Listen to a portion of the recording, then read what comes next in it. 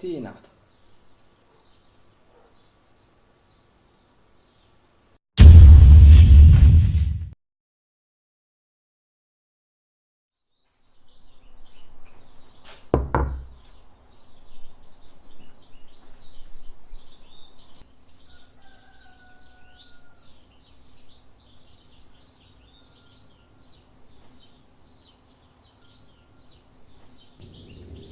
Ψάχνοντας στον σωρό με τα παλιά σιδηρικά, ανακαλύψαμε αυτό εδώ το παλιό παράξενο εργαλείο, το οποίο είναι, ας πούμε, ο πρόγονος του σημερινού κολλητηριού, που χρησιμεύει στις κολλήσεις με το καλάι.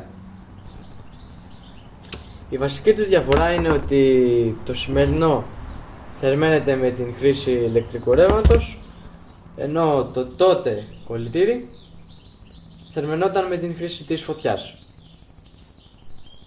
Και έτσι, αφού έχουμε τον χρόνο και την διάθεση, θα το περιποιηθούμε. Πάμε σιγά σιγά να το αναπαλαιώσουμε.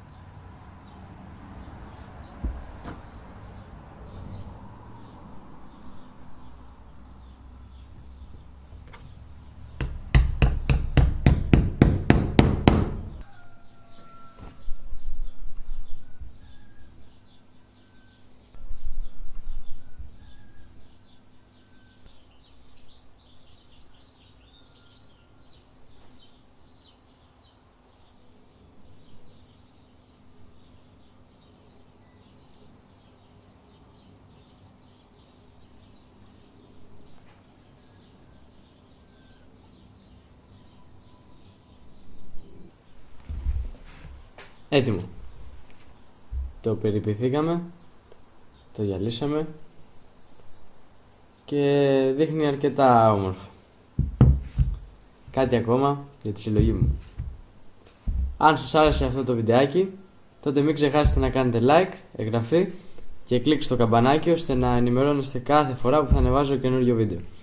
Μέχρι τότε, τα λέμε.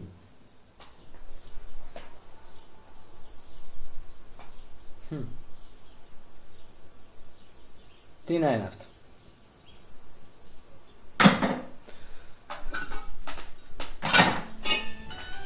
Τι θέλεις και ποιος είσαι? Έλα ρε Αργύρι. Τι έγινε ρε? Κι άλλο βίντεο? Πότες? Να γυρίσουμε βίντεο? Ότι φτιάχνουμε.